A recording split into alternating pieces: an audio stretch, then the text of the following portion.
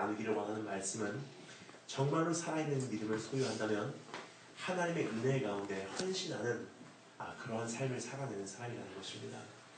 오늘 이 말씀을 통해서 여러 가지 음성이 있을 거라고 저는 생각을 합니다.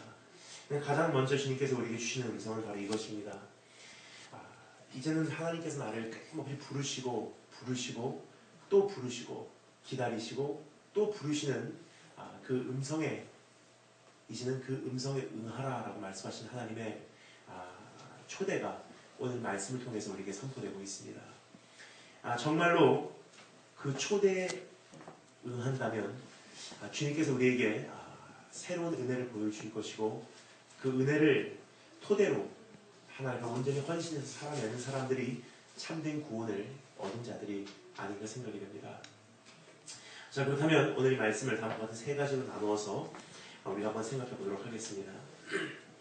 첫 번째, 주님의 초대함, The invitation of the Lord, 주님의 초대함.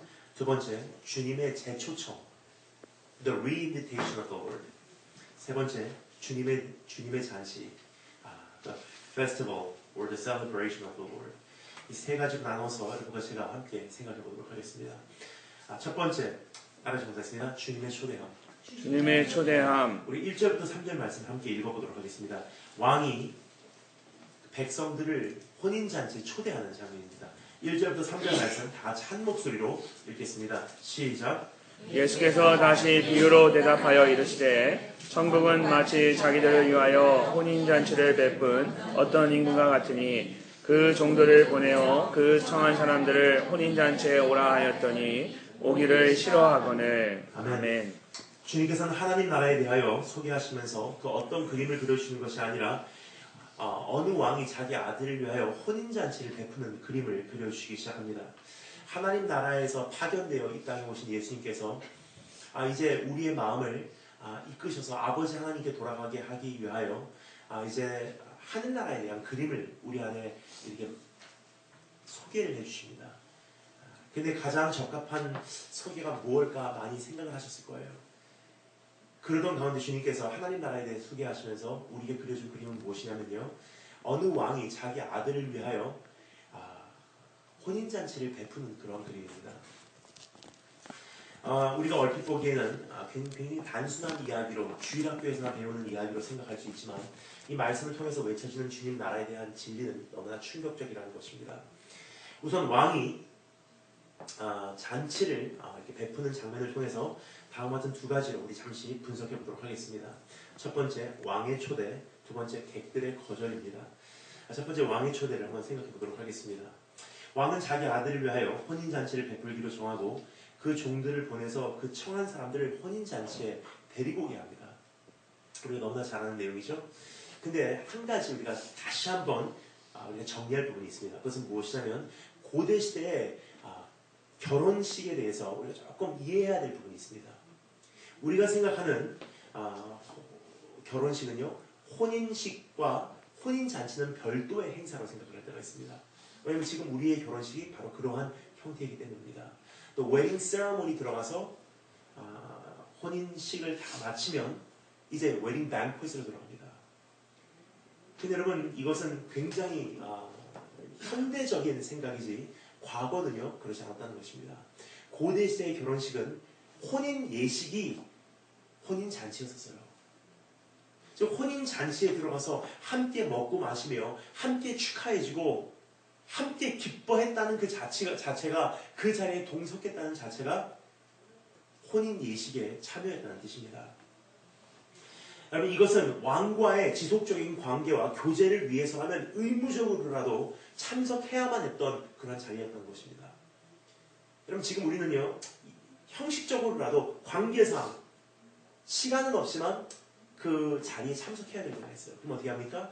예식에 참석해서 딱 30분 같이 예를 드리고 부주금 내고 악수하고 시간이 없으니까 가야 됩니다 하고 그 필요에는 들어가지 않고 우리는 집으로 돌아갑니다. 근데 그거는 우리가 임무를 달성했다고 생각을 해요. 근데 과거 시는 그렇지 않습니다. 3시간이든 5시간이든 하루 종일이든 일주일이건 그 잔치에 참석해야지 이제부터 왕과의 교제를 지속적으로 가지고 갈 수 있었다는 사실이에요. 최소한도의 예의였었어요. 여러분, 저는 대학원 다닐 때 지금도 후회가 되는 한 가지가 있습니다. 제가 그 대학원 다닐 때 참 친한 친구가 있었어요. 그 친구가 저와 함께 신대원을 다니다가 먼저 그 친구는 MDiv가 아니라 MA, 그냥 석사 과정이었기 때문에 빨리 졸업을 하고 좋은 자매를 만나서 이렇게 결혼을 하게 됩니다. 그 친구가 여기서 멀지 않은 곳에 살고 있었습니다. 내셔빌, 테네시. 저를 이제 시카고에 있는 저를 결혼식에 참여해달라고 저를 부른 거예요. 제가 많이 고민을 하다가 그 당시 제가 사역을 하고 있었던 관계로 주일 아침 새벽 예배까지 시카고로 돌아와야만 했습니다. 근데 학생인지라 돈이 많이 없었죠. 그래서 운전을 해서 왕복을 하기로 결정을 했어요. 그래서 친구의 관계가 너무나 소중했기 때문에 제가 그 운전을 해서 결혼 예식에만이라도 참석하려고 시카고에서 10시간 이상을 운전해서 내셔빌, 테네시로 와서 결혼 예식을 참여하고 딱 30분 참여하자마자 다들 웨딩 뱅크로 들어가는데요. 제가 친구에게 양해를 구했어요. 이제 나 돌아가야 된다. 가서 주일날 아침 예배 드려야 된다. 친구가 굉장히 섭섭해하더라고요. 저는 그 당시 몰랐어요. 예식에 참여하면 대체 무슨 잔치가 중요한가. 근데 지금 시간이 흘러보니까요. 그게 어느 정도의 의미인지를 조금 이제 감이 잡혀요. 여러분, 결혼 예식 그리고 그 잔치에 참여해서 함께 기뻐해 준다는 것은요. 이것은 당신이 나에게 소중한 사람입니다라는 뜻이에요. 당신이 나에게는 우선적인 대상입니다. 여러분, 왕과의 이러한 관계, 그것을 위해서라도 사람들은 그 결혼 잔치에 참여했어야만 했습니다. 자, 그런데 왕과의 이러한 관계와 교제권으로 입장이 허락되는 사람들이 초대받았다는 사실을 우리가 또 잊어서는 안 됩니다. 그 결혼잔치에 참석이 허가된 사람들은요, 그 혼인잔치에 초대가 되었던 사람들은 그냥 보통 사람들이 아니었다고 생각합니다. 가장 먼저 초대된 사람들은요, 아마도 왕과의 교제를 할 수 있는 문화권 사람들, 사회적 위치의 인물들, 그리고 그만한 부와 매너와 예절과 복장을 소유한 사람들이 초대가 되었었어요. 여기서 또 한 가지 우리가 목격할 수 있는 것이 있습니다. 그것은 무엇이냐면요, 우리말 번역만 보아도 이것을 우리가 예측을 할 수 있는데, 그것은 무엇이냐면 왕이 혼인잔치에 그 사람들을 데리고 오라고 했을 때 우리가 보통 생각할 때는 그냥 왕이 아침에 일어나서 그래 오늘 혼인잔치 가자, 사람들 데리고 와라 가고 물어봅니다. 왕이 혼인잔치에 오라고 하십니다. 오늘 시간이 없습니다. 오늘 선약이 있습니다. 오늘 도저히 못 가겠습니다. 왕이 갑자기 분노해서 어떻게 안 올 수가 있냐. 그냥 굉장히 다혈질적인 왕으로 생각할 수가 있어요. 근데 이 말씀을 가만히 보잖아요. 그런 왕이 아니에요. 이미 이 왕은요, 3절 말씀 보면 이렇게 기록되어 있습니다. 그 종들을 보내어 어떻게 해요? 그 청한 사람들을 혼인잔치에 오라 하였다는 뜻입니까? 이미 사전에 청함을 받은 사람들이었어요. 이미 사전에 이미 확약을 한 사람들을 오라고 했던 것입니다. 혼인잔치가 정해졌을 그 당시 저도 갈게요 라고 이미 대답을 했던 사람들을 혼인잔치 준비가 완성이 되었기에 이제는 오라고 했던 것입니다. 여러분, 이것은 미국 결혼식을 아시는 분들은 쉽게 이해하실 수 있는 부분이에요. 우리나라에서는 이것이 이해가 되기가 힘듭니다. 그러면 우리나라는 결혼식 그 어떠한 형태가 좀 다르기 때문입니다. 우리나라 어떻습니까? 누구든지 오세요. 예식에 참여해 주세요. 끝나고 옆에 뷔페가 마련되어 있지만 뭐 갈비탕 한 그릇 드시고 가세요 하고 다 그냥 옮겨가서 그냥 막 먹고 가버려요. 근데 미국 결혼식 그렇지 않죠? 웨딩 날짜가 정해지면 웨딩 인비테이션 다 보내요. 그럼 웨딩 인비테이션을 받으면 어떻게 합니까? RSVP라는 게 있습니다. 몇 명 가겠습니다. Put me down. Reservation. 다시 돌려보내요. 그럼 결혼 예식을 마치고 웨딩 방코에서 들어가면요, 놀랍니다. 내 자리가 마련되어 있어요. 내 이름이 적혀져 있어요. 더도 아니고 덜도 아니고 RSVP, 미리 예약한 사람들만 그 자리가 준비되어 있다는 거예요. 그럼 여기서 왕이 부른 사람들은 어떤 사람들이냐면요, 그냥 당일날 청함을 받은 사람들이 아니에요. 이미 그 결혼식이 정해졌을 때 I'll be there. 나갈게요. 예약한 사람들이에요. 근데 당일날 돼서 왕이 오라고 하는데 이 사람들이 뭐라고 말합니까? 그들이 오기를 싫어했대요. 무슨 뜻입니까? 처음에 간다고 했을 때와는 달리 지금 상황이 곤란해졌습니다라는 뜻이에요. 처음에 참석하겠다고 했을 때와는 달리 더 중요한 일이 이제는 생겼습니다라는 뜻입니다. 처음에는 왕의 도움이 필요해서 그 당시 왕하고 조금이라도 가까워지려고 가려고 했었는데 이제는 왕과의 교제가 나에게는 오히려 무거운 짐이 되었습니다라는 뜻이에요. 여러분, 이것은 예수님의 비유로 끝나지 않습니다. 우리는 매일매일의 삶 속에서 이러한 잘못을 오늘도 재현하고 있다는 사실이에요. 처음에 예수님 만나실 때 하나님 이제 내가 정말 바로 살게요. I'll be there. 하나님 조금만 더 기다려주세요. 내가 정말로 이제 하나님 뜻대로 살아보겠습니다. I'll be there. 하나님 이번만 잘 넘어가게 해주세요. 그럼 이제 정말 하나님과 헌신할게요. I'll be there. 우리 다 RSVP 했어요. 나도 가겠습니다. 나 그곳에 있겠습니다. 거기까지 성장하겠습니다. 이제 헌신하겠습니다. 이제 선교하겠습니다. 이제 주님만을 섬기겠습니다. 시간이 흐릅니다. 시간이 되었어요. 주님께서 우리에게 요구하십니다. 이제 때가 있겠다. 우리 어떻게 합니까? 밭도 사야 하고 소도 사야 하고 상황이 안 좋아졌습니다. 아직은 아닌 것 같습니다. 상황이 변했습니다. 여러분, 우리야말로 그 약속을 어기고 있다는 사실입니다. 우리가 얼마나 많이 기도했습니까? 합격만 시켜주시면 헌신할게요. 은퇴만 하면 선교지로 갈게요. 조금만 기다려주시면 내가 일어날게요. 제 자리 마련해주세요. I'll be there. 근데 막상 오늘이 되니 우리 말을 바꾸기 시작했어요. 여러분, 이것은요 오늘 여기서 소개되어 주는 어떤 비유로 끝나지 않습니다. 주님께서 우리 마음에 호소하시는 음성이라는 것입니다. 하지만 여기서 이야기가 끝나지 않습니다. 두 번째, 따라하시면 되겠습니다. 주님의 재초청. 주님의 재초청. Re-invitation of the Lord. 4절부터 7절 말씀 다 같이 읽겠습니다.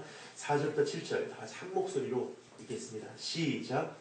다시 다른 종들을 보내며 이르되 청한 사람들에게 이르기를 내가 오찬을 준비하되 나의 소와 살찐 짐승을 잡고 모든 것을 갖추었으니 혼인잔치에 오소서 하라 하였더니 그들이 돌아보지도 않고 한 사람은 자기 밭으로 한 사람은 자기 사업하러 가고 그 남은 자들은 종들을 잡아 모욕하고 죽이니 임금이 노하여 군대를 보내어 그 살인한 자를 진멸하고 그 동네를 불사르고. 아멘. 너무나 감사한 것은 약속을 어긴 자들의 신실하지 못함으로 이야기가 끝나지 않는다는 것입니다. 서원한 고백을 지켜내지 못한 자들의 부족함으로 오늘 이 말씀이 마무리되지 않는다는 것이 얼마나 감사한지 모르겠습니다. 약속을 했건만 약속을 지키지 못한 우리들의 실수로 하나님께서는 그래 이제 끝이다라고 포기하시지 않으신다는 거예요.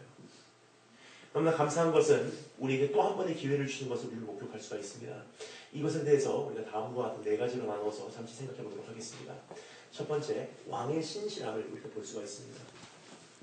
이 말씀을 아무리 다시 살펴보고 또 묵상하고 생각해 보아도 너무나 저에게 한 가지 은혜가 되는 것이 있습니다. 그것은 무엇이냐면 거절한 사람들의 반응으로 왕은 포기하지 않았다는 사실이에요. 우리 아버지 하나님이 바로 그런 분이 아니신가 생각이 듭니다. 사람들이 가기를 싫어했죠. 근데 왕이 이번에 어떻게 합니까? 왕이 그 사람들에게 또 다른 종들을 보내서 오라고 말합니다. 대단한 왕이에요. 여러분, 로마서 2장 4절 말씀이 기억이 납니다. 이런 말씀이죠. 혹 네가 하나님의 인자하심이 너를 인도하여 회개하게 하심을 알지 못하여 라는 표현이 있어요. 무슨 뜻이냐면요, God's loving kindness makes us repent. God's loving kindness, His steadfast love leads us to repentance. 하나님께서 우리를 회개케 하실 때는요, 우리를 정죄하심으로 회개케 하시는 분이 아니래요. 하나님께서 우리에게 인자하심을 베풀므로 회개케 하시는 분이에요. 여러분, 때로는요, 우리가 하나님께서 우리에게 축복을 주시면요, 하나님께서 나를 사랑하시나 보다 분명한 사실이에요. 근데 사랑하시나 보다, 나를 기뻐하시나 보다, 내가 다 잘하고 있나 보다가 아니에요. 주님께서 우리에게 어떠한 축복을 주실 때, 기도 응답을 주실 때는요, 너무나 많은 경우 나에게 회개를 요구하실 때예요.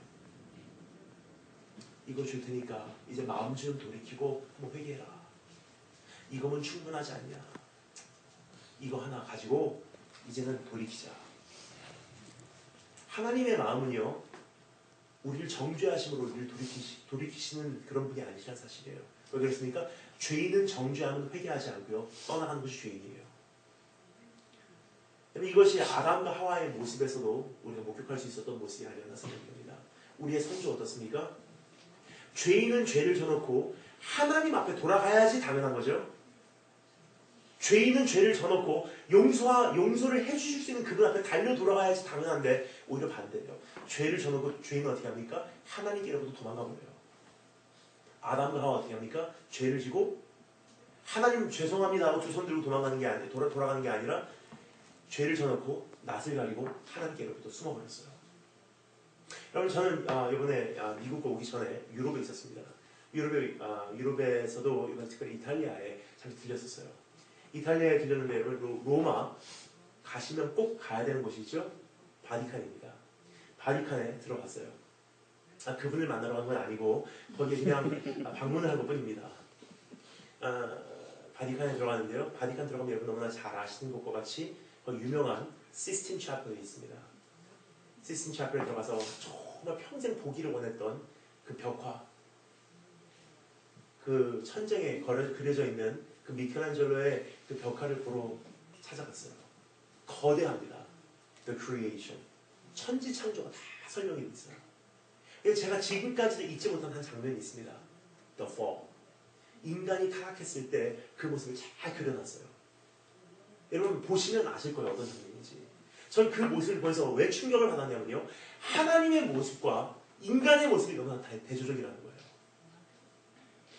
죄를 진 인간은 뻔뻔한데 오히려 그 죄인을 용서하시기를 원하시는 하나님의 마음은 정말 간절하게 표현이 되어 있어요. 전 거기서 충격받았어요. 여러분 그 보시면 아실 거예요. 혹시 모르시면 집에 가셔서 구글 해보시면 나옵니다. 어떻게 되냐면 제가 설명해 드릴게요. 죄를 진 인간, 그 인간의 인간하고 조금이라도 떨어지기 싫어서 하나님께서 인간을 reaching down, 인간의 손을 막 잡으려고 그러니까 잡으려고 하시는 하나님의 모습은요. 그 벽화에 보면 이렇게 그림이 그려져 있습니다. 막 잡으려고 조금이라도 더 가까이 가려고 하는데 천사들이 뒤에서 잡고 있어요. 근데 죄를 진 당사자, 죄인 아담은 어떻게 합니까? 이렇게 하고 앉아 있어요. 잡으려고 잡기 싫으면 잡지 마시고. 여러분 이것이 우리의 모습이에요. 죄인은요 정죄하면 부러지거나 도망가게 돼 있어요. 그래서 너무나 잘 아는 왕은 어떻게 합니까? 다른 종들을 보내서 이 사람들을 다시 청합니다. 돌아와라. 한 번 더 잔치하자. 나 포기하지 않았다. 한 번 더 기회를 줄게. 한 번 더 헌신할 기회를 줄게. 한 번 더 바로 살 기회를 줄게. 한 번 더 이제는 회복할 기회를 줄게. 여러분 그저께 어제 우리의 끊임없이 찾아오셔서 말씀하신 하나님의 음성 들었습니다. 이것은 주님께서 우리에게 말씀하신 또 한 번의 기회예요. 자, 그런데 거기서 이야기가 끝나지 않습니다. 두 번째, 주님께서 우리에게는 열심을 보이십니다. 왕의 열심.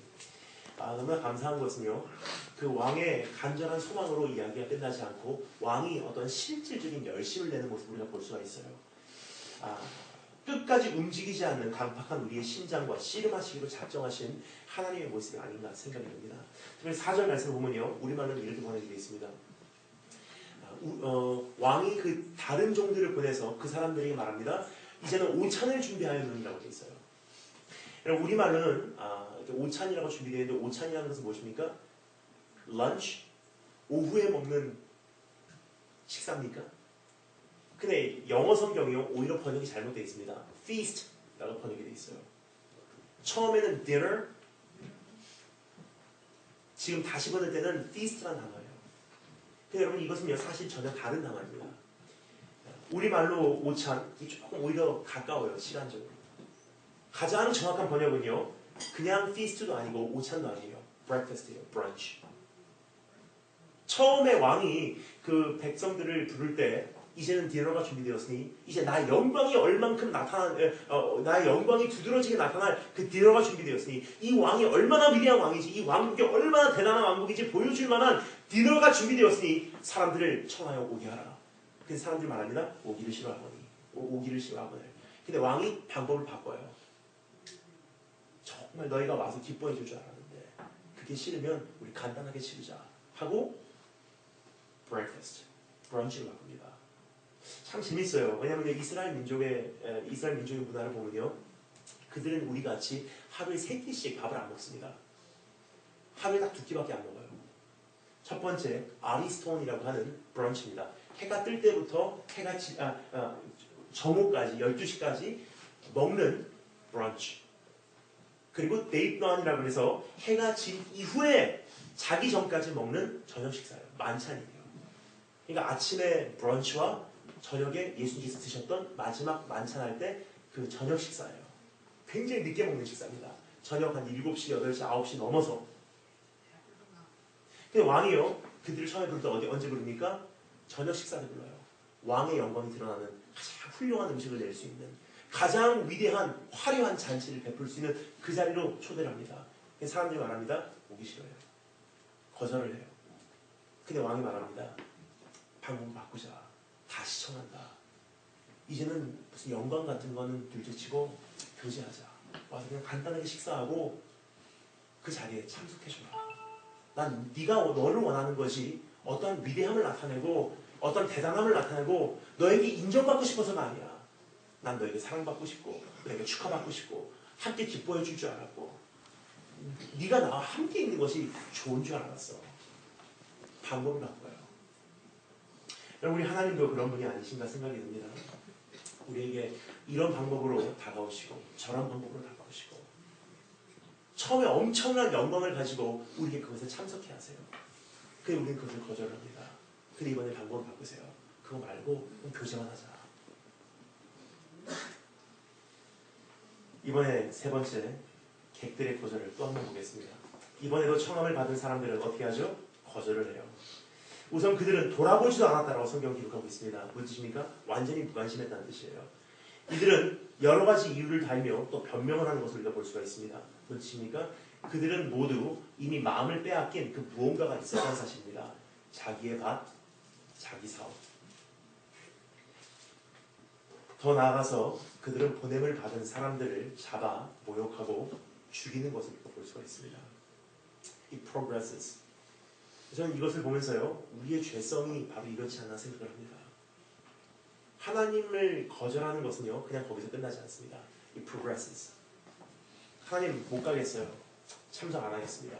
하나님 정말 오늘 그냥 교제 못 하고요, 그냥 내일로 넘겨야 될 것 같습니다. 그걸로 끝나지 않다는 사실이에요.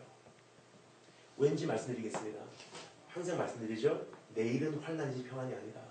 우리가 지금 살고 있는 세상은요, 점진적으로 변해가는 세상이에요. 그냥 제자리에 서 있는 세상이 아니라는 것입니다. 바로 이런 뜻입니다. 어제보다 오늘 세상이 악해졌어요. 그럼 우리가 신앙적인 면에서도 어제보다 오늘 한 걸음이라도 진보하지 않았다는 것은요, 퇴보했다는 뜻이에요. 여러분, 분명히 말씀드리겠습니다. 신앙의 진보가 아니면요, 퇴보예요. 제자리 걸음이라는 건 존재하지 않습니다. 왜냐? 내가 가만히 서 있어도 세상이 지금 계속 흘러가거든요. 그럼 여러분, 한 번은 그냥 안 가겠습니다로 끝났다고 생각을 하는데 시간이 흐르고 상황이 바뀌고 세상이 변해가는 이상 안 가겠습니다로 끝나잖아요. 더 완악해지고 더 강팍해지고 죄성은 악화되고 사람들은 하나님을 향해서 더 반항심이 심해진다는 사실이에요. 거절하고 변명하고 폭력을 휘두르고 이제 그 종들을 잡아서 모욕하고 죽이는 데까지 이른다는 사실입니다. 여러분, 오늘 분명히 기억하기 원하는 것은요, 오늘 여러분의 삶은 오늘 하나님을 향해서 진보하고 계신지. 그래서 오늘 아침에 일어나서 아침에 일어나서 이렇게 기도하고 항상 기도하는 제목이 있습니다. 내 평생 소원은 내 구주 예수를 어떻게 해요? 더욱 사랑하는 거예요. 어제보다 오늘 주님을 더 사랑하지 않으면요, 여러분, 우리는 주님을 어제보다 오늘 덜 사랑할 수밖에 없는 존재예요. 여러분, 저는 요번에 여기 오기 전에 참 저에게는 소중한 시간들이 있었습니다. 유럽에서의 시간들이에요. 유럽에서 저는 약 20일을 보내며 참 여러 가지 하나님과 이런저런 문제를 가지고 씨름을 했습니다. 사실 저는 오늘 이 자리에 있기까지 나오면서 제가 생각했던 사역을 하고 있다고 생각을 하지 않았습니다. 저는 처음에 9년 전에 파송을 받고 중국에 발을 들여놓은 다음에 제가 처음에 시작한 사역은요, 중국의 지하교회, 가정교회 사역이었어요. 이곳저곳으로 도망다니며 중국 성도들과 함께 찬양하고 정말 조용히 이름도 없이 빛도 없이 사역한 것이 저의 처음에 3년간의 사역입니다. 근데 어느 날 이제 토론토에 제 아는 정말 어렸을 때부터 제가 제자와 같이 돌봤던 동생 한 명이 거기에 법학 공부하러 가서 저를 부르더라고요. 한번 형 시카고 오면은 놀러 와줘. 그리고 갔어요.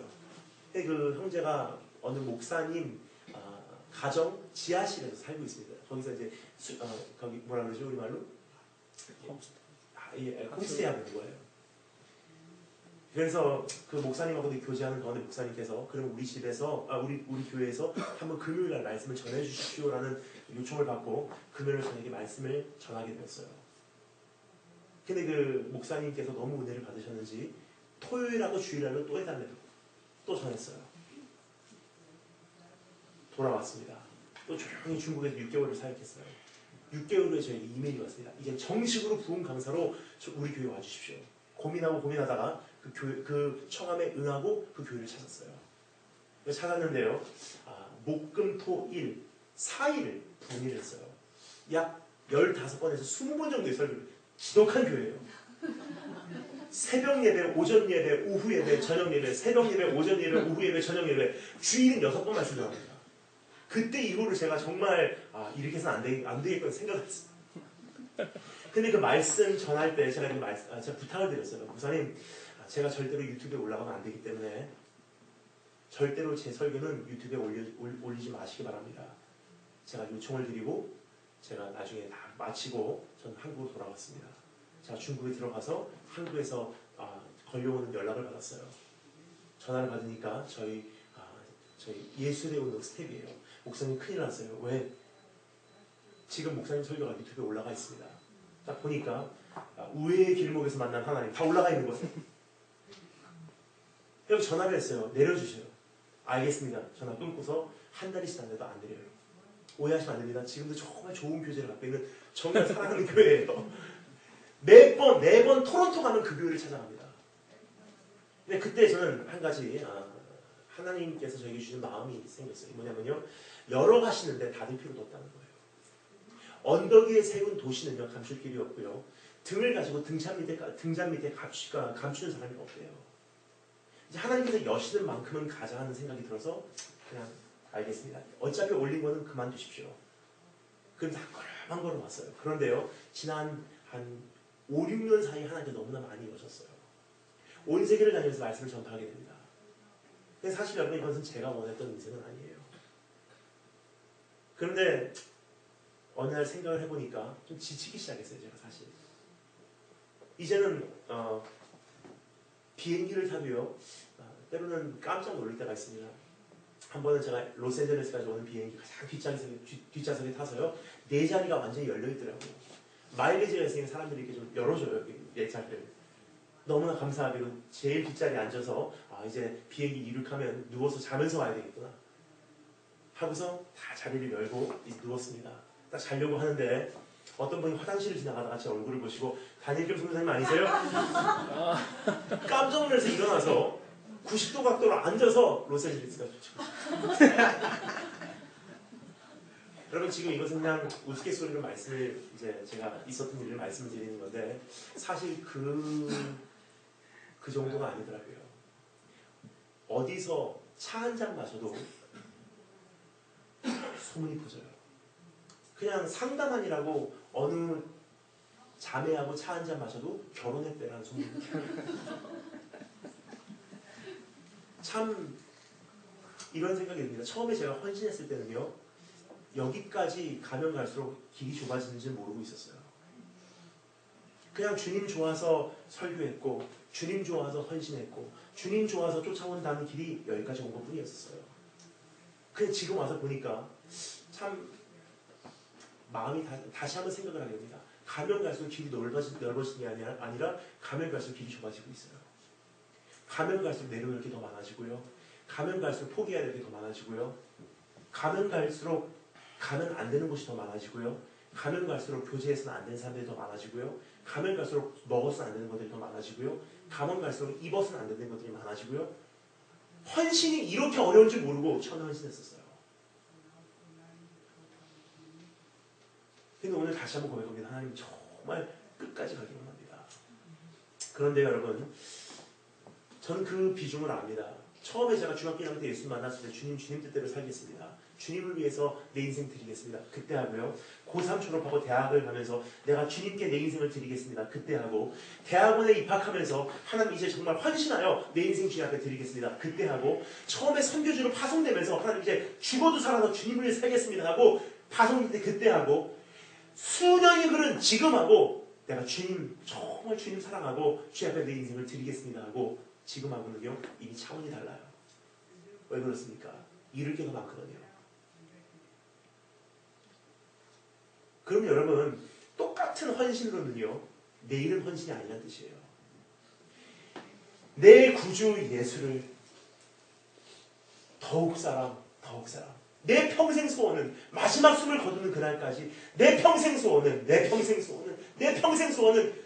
예수를 더욱 사랑 진보하지 않으면요 퇴보예요.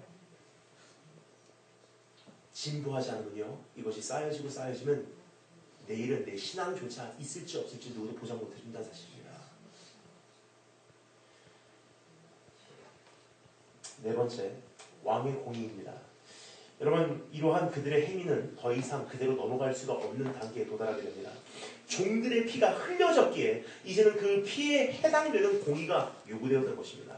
그래서 왕은 군대를 보내어 살인한 자들을 진멸하고 그 동네를 불사르게 됩니다.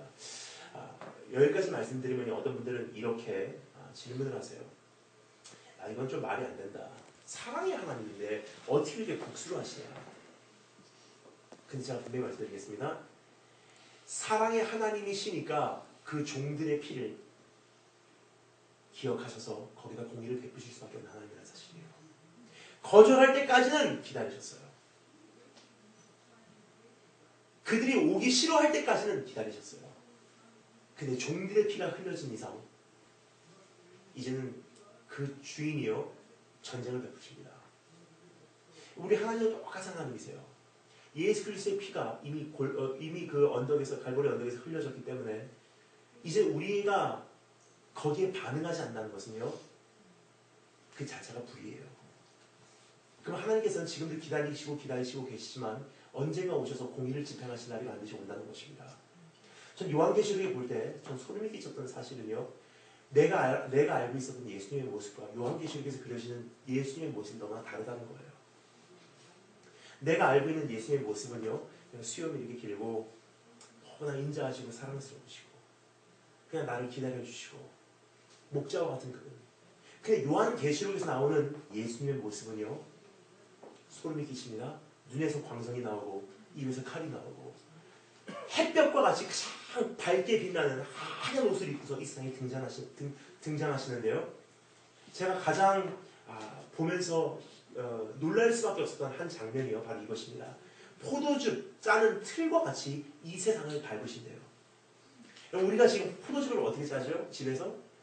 블렌더에다 돌려요. 그렇죠? 그렇게 포도즙을 짭니다. 고대 시대는요. 포도즙을 짤 때 그렇게 짜지 않았어요. 큰 풀장 같은 큰 틀 속에 1년 동안 재배한 모든 추수한 포도를 왕창 넣어버려요. 얼마나 많겠습니까? 거기에 마을에 있는 아이들, 여인들이 들어가서 그 포도즙 틀 안에서 음악과 동시에 뛰어노는 거예요. 막 뛰어놀면서 1년 동안의 그 축제, 1년 동안의 그 추수를 축제하는 거예요. 야, 대단하다. 오늘 풍년이었다. 막 밟을 때마다 포도가 터지며 그 집이 옆에 도랑으로 해서 한 곳에 모여지게 됩니다. 밟는 거예요. 그럼 어떻게 되죠? 포도즙이 터질 때마다 그 옷에 포도즙이 스며들어오기 시작해요. 근데 예수님께서 마지막으로 말씀하십니다. 이 세상을 심판하셔서 어떻게 하신다고요? 포도즙 틀에서 마치 포도즙을 짓밟듯이 예수님이 이 세상을 짓밟는데요. 예수님의 하얀 옷이 새빨갛게 그들의 피로 물들기까지 하신대요. 복수에 불타오르시는 예수 그리스도예요. 어린 양 예수, 심판자 예수. 이것이 밸런스예요. 오늘 우리를 계속 부르시며 방법을 바꾸자 와라. 또 방법을 바꾸자 와라. 다른 종을 보낼게. 이 종을 보낼게. 이 종을 보낼게. 이 종을 보낼게. 기다리시고 기다리시는 그 주님 언젠가는 끝이 있다는 사실이에요. 반응하시려면 이제 하시기 바랍니다.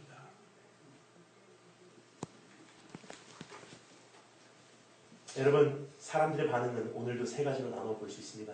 첫째, 무관심으로 반응하고요. 두 번째, 의미 없는 말로 변명하고요. 셋째, 폭력적으로 대적합니다.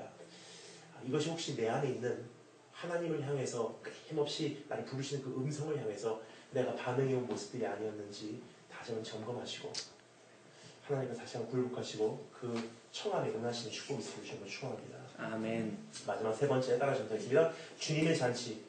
주님의 잔치. 8절부터 14절 말씀 마지막으로 함께 읽겠습니다. 8절부터 14절 마지막으로 함께 읽겠습니다. 시작. 이르되 혼인잔치는 준비되었으나 청한 사람들은 합당하지 아니하니 내 거리 길에 가서 사람을 만나는 대로 혼인잔치에 청하여 오라 한데 종들이 길에 나가 악한 자나 선한 자나 만나는 대로 모두 데려오니 혼인잔치에 손님들이 가득한지라. 손님들을 보러 오도록 때 거기서 예복을 입지 않은 한 사람을 보고 이르되 친구여 어찌하여 예복을 입지 않고 여기 들어왔느냐 하니 그가 아무 말도 못하거늘 임금이 사원들에게 말하되 그 손발을 묶어 바깥 어두운 데에 내던지라. 거기서 슬피 울며 이를 갈게 되리라 하니라. 많되 택함을 입은 자는 적으니라. 아멘. 이제 마지막으로 왕의 잔치에 대하여 다음부터 세 가지로 나누어서 잠시 우리가 생각해 보도록 하겠습니다. 첫 번째는 초대 조건인데요. 왕이 이제는 그 사람들을 잡아 죽이고 그리고 동네를 불사르고 왕이 결론을 내려요. 이 모든 과정을 다 겪은 후에 왕이 이렇게 말을 합니다. 혼인잔치는 준비되었으나 청한 사람들은 합당하지 아니하니라고 해요. 참 희한한 표현이에요. 그 사람들을 청할 때까지는요 합당했었어요. 근데 지금은요 합당하지 않대요. 왜 그렇습니까? 한 가지가 바뀐 거예요. 그들이 응하지 않은 것뿐입니다. 하나님 앞에 우리가 합당한 것은요 한 가지뿐이에요. 내가 하나님께서 나를 청하시는 그 청함에 응하냐 응하지 않냐, 그걸로 나에게 자격이 주어지냐 자격이 주어지지 않냐의 차원이라는 것입니다. 우리가 대단한 사람이라서 주님께서 우리를 청하신 것도 아니에요. 우리가 주님과 교제할 만한 사람이기 때문에 주님께서 우리를 청하신 것이 아니라는 것입니다. 단지 주님께서 우리를 청하셨을 때 반응을 했기 때문에 여기 나온 것뿐이에요. 주님께서 우리를 청하셨을 때 반응을 한 사람이기 때문에 아바 아버지라고 부르게 된 것뿐이지 대단한 사람들이기 때문에 우리가 주님 앞에 나오게 된 것이 아니라는 것이에요. 여기 보면요 왕이 말합니다. 이제는 그 사람들이 합당치 않대요. 그러면서 왕은 두 번째 우리에게 보여주신 것입니다.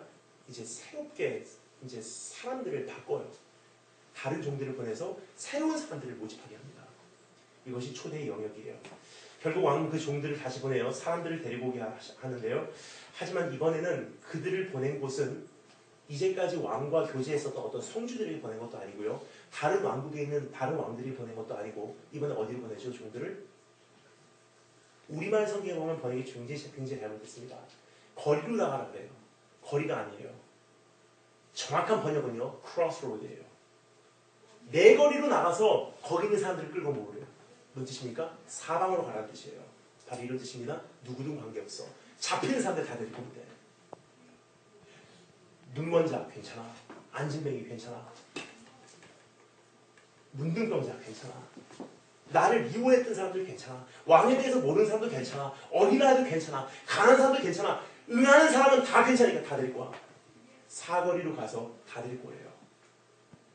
여러분 이것은 어떻게 보면 예수님께서 우리에게 주신 부르심과 똑같습니다. 주님께서 뭐라고 말씀하십니까? 너희는 땅끝까지 가서 모든 족속으로 제자를 삼으래요. 가난한 사람, 대단한 사람 관계없이 응하는 사람 모두를 제자로 삼으래요. 중요한 한 가지 말씀드리겠습니다.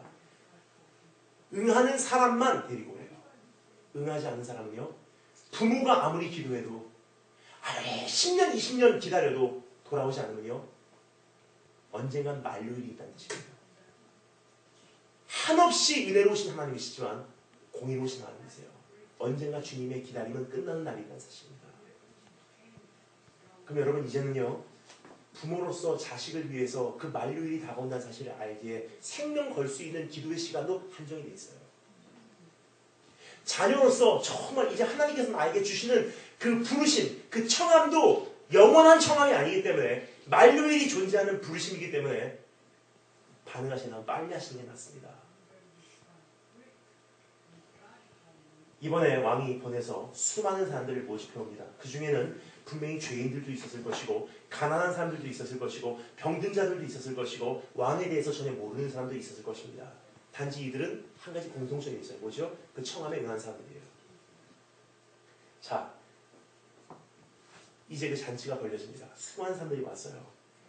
근데 이번에는 다 길거리에서 긁어 모은 사람들이기 때문에 조금 형태가 달랐을 거예요. 처음에는 왕과 교제할 수 있는 사람들, 귀족 집안, 어떤 성주들, 다 예복이 있는 사람들이에요. 근데 이번에 부른 사람들은 어떻습니까? 길거리에서 구걸하다가 왕이 부른대 하고 온 사람들이에요. 그럼 어떻게 될까요? 옷이 없는 사람들이에요. 근데 걱정하시면 안 됩니다. 고대 시는 조금 달랐어요. 지금 우리 어떻습니까? 결혼식 가려면 복장이 없으면 어떻게 하죠? 유니클로라든지 자라 나도 들어가서 싸구려 옷이라도 구입해서 입고 갑니다. 내가 정말 원한다면요. 단돈 50불만이라도 가지고 있으면요. 양복을 장만할 수가 있는 시대예요. 하지만 고대 시대는 어떻습니까? 옷감이 귀했기 때문에 누구도 예복을 쉽게 준비할 수가 없어요. 그럼 어떻게 되죠? 잔치를 베푸는 주최 측이요. 예복까지 준비를 하는 것이 책임이에요. 다 모집해요. 당신도 오십시오. 당신도 오십시오. 그 자리에 임합니다. 그러면 딱 결혼식장 입장하는 그 잔치집에 입장하는 그 입구에서 종들이 예복을 나눠줘요. 이거 입으세요. 이거 입으세요. 이거 입으세요. 그것을 입고서 들어간 거예요. 당연히 그렇겠지 생각을 하고 왕이 와서 홀터브로 나옵니다. 사람들이 다 잘하고 있나 하고 왔는데요. 어떤 사람이 굉장히 개성이 센 거예요. 끝까지 다른 사람 옷에 왕이 주는 예복은 안 입고 자기 예복을 입고 있는 거예요. 왕이 와서 물어봅니다. 형제요. 이 예복이 어떻게 됐냐? 그 사람이 말 한마디를 변명을 못해요. 결국 그 사람은 그 잔치에서 쫓겨남을 나옵니다. 여러분 이것은요. 주님께서 우리에게 말씀하시는 하나님의 의에 대한 것입니다. 이것과 대조적인 것을 한번 상상해 보도록 하겠습니다. 여러분 분명히 초대를 받은 사람들 가운데는요. 이런 사람들이 좀 있었다고 확신합니다. 그날 아침까지만 해도요. 성문 앞에서 구걸하고 있었어요. 어린아이가 앉아서 한 푼만 주세요. 한 푼만 주세요. 한 푼만 주세요. 저기서 막 큰 소리로 누가 외치고 있어요. 가만히 들어보니까 왕께서 잔치를 초대하신다. 그 청함에 응하라. 그 청함에 응하라. 이 어린아이가 믿겨지지 않는 거예요. 막 집으로 달려가서 엄마에게 말합니다. 엄마 저 사람들이 왕궁에 우리를 부르고 있어. 엄마가 하하 아니야. 엄마 진짜예요. 엄마를 끌고 와요. 엄마가 와고 가만히 들어보니까 진짜예요. 누구든지 그 청함에 응하면 오늘 왕궁에 들어가서 그 잔치에 참여할 수 있대요. 엄마가 그 아이를 데리고 우리도 갈 수 있나요? 그 종들이 말합니다. 당연히. 그 종들을 쫓아서 왕궁까지 왔어요. 그 앞에서 옷까지 줍니다. 그 예복을 입습니다. 왕궁 안에 있는 거기서 벌려지는 잔치에 참여를 합니다. 그들은 한번 상상해 주시면 감사하겠습니다. 그 어린 아이가요. 왕이 주는 그 예복을 입고 혼인잔치에 참여를 해요. 그때부터는 모든 것이 감탄의 연속이었을 거예요. 엄마 저 음식 보세요. 이게 진짜 그날 아직까지 구걸하고 있었어요. 이 옷 좀 보세요. 이거 정말 대단합니다. 내가 평생에 이 왕궁에 들어올 거라고 상상을 못했어요. 야 대단하다. 이 음식 맛있어. 엄마 이거 좀 먹어보세요. 감탄의 연속이었을 거예요. 그러다가 정신을 차리면요. 한 가지가 분명히 확실합니다. 내가 오늘 어떤 사람인데 내가 어떻게 여기까지 오게 되었나. 내가 오늘 아침까지만 해도 구걸하고 있었는데 이게 웬 은혜로 여기까지 오게 되었나. 처음에는 그 위대함에 감탄하다가 은혜로 감탄할 수밖에 없이 막아야 됩니다. 여러분 여쭤보겠습니다. 내가 예복을 입고 있는지 안 입고 있는지 한 가지 알 수 있는 방법이 있어요. 매일매일의 신앙생활이 여러분의 주님을 향한 헌신이 감탄의 연속입니까? 감탄이 사라졌다는 것은요. 내가 지금 어떤 자리에서 부름을 받았는지 모른다는 뜻이에요. 오늘 아침까지만 해도 나는 그 궁전에 들어갈 수 없는 존재였었어요. 오늘 아침까지만 해도 왕과 교제할 수 없는 존재였었어요. 나 같은 존재는요. 오늘 부르심을 받을 수 없는 존재였고요. 쓰임을 받을 수도 없는 존재였었어요. 근데 이게 웬 됩니까? 왕의 사랑으로 나를 불러주셨고 그냥 덧입혀주셨고 그냥 왕을 섬기게 하셨고 그 궁전에서 함께 잔치에 참석하게 하셨던 이 은혜, 그 은혜에 대한 감격이 없다면요 내가 그 은혜로 살아가는 사람들이 아니에요. 그래서 제가 기도했습니다. 하나님, 처음에 제가 원했던 인생은 이게 아니었었어요. 그냥 숨어 다니고 그냥 지하교에서 섬기고, 근데 어느 사이에 갑자기 이 사역이 이렇게 확장이 돼버리더니 사실 좀 두렵기 시작했어요. 저 같은 경우는요, 말 한마디 잘못하면 인터넷에 떠버립니다. 솔직히 말씀드릴게요. 참 저는 어디 가서 말씀 안 드리는 거예요. 여기 조그만 모임이고 인터넷에 안 올라가기 때문에 제가 솔직히 말씀드리는 거예요. 제가 이번 3년 전부터 불면증이었어요. 2시간 55분 이상을 못 잡니다. 아무리 빨리 자도 2시간 55분 만에 눈을 떠버려요. 잠이 안 와요. 3시간을 못 넘겨요. 제가 막 심장이 뛰고 하고 새벽에 일어나요. 끝까지 달려갈 수 있을까? 정말 끝까지 사역할 수 있을까? 교단에서 치면 어떻게 할까? 교회에서 치면 어떻게 할까? 참 불안의 연속이 많이 있었습니다.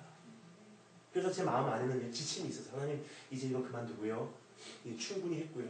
어차피 가면 갈수록 사역이 주는 것이 사실이기 때문에 여기까지 하고 이제 더 늦기 전에 다시 선교지로 들어가겠습니다.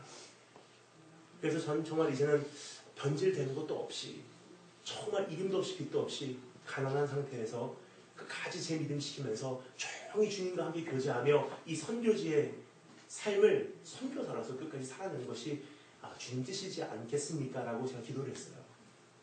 정말 1년, 2년 이상을 기도했던 기도예요.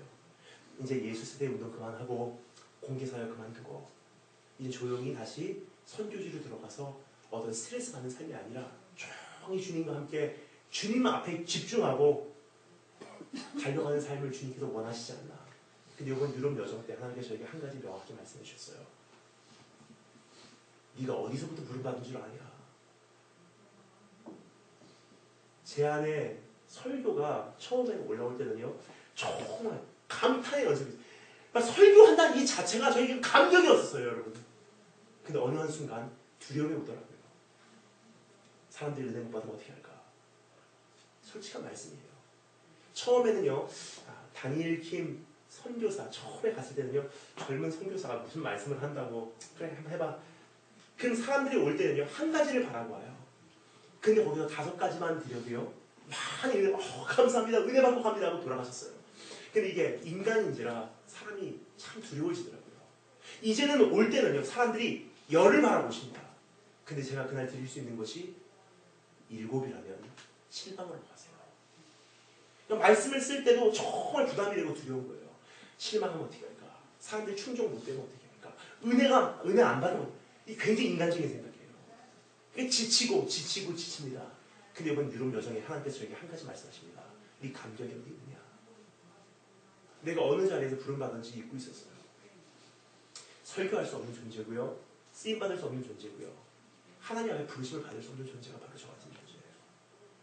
그럼에도 불구하고 입혀주시고 입에 말을 주시고 불러주시고 보내주시고 강단에 설 때마다 기름 부어주시고 그래서 왔는데 나도 모르는 사이에 내가 내 예복을 입고 있었어요.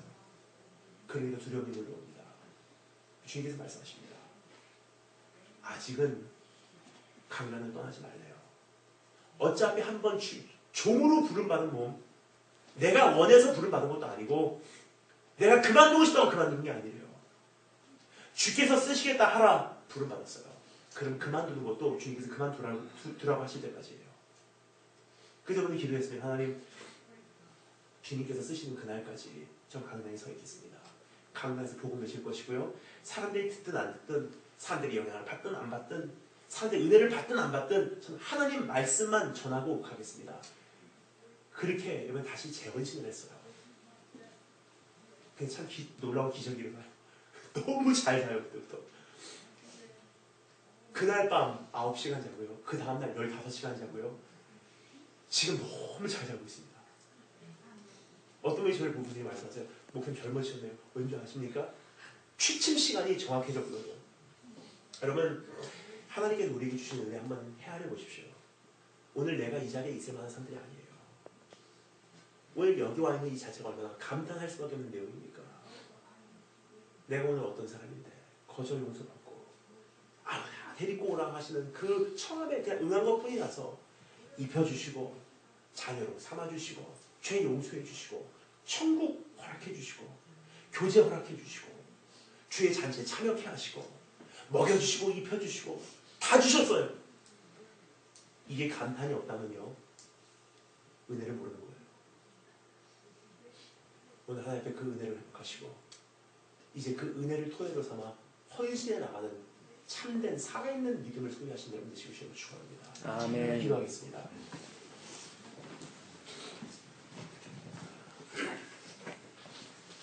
우리 한 가지만 놓고 함께 결단하며 기도하도록 하겠습니다.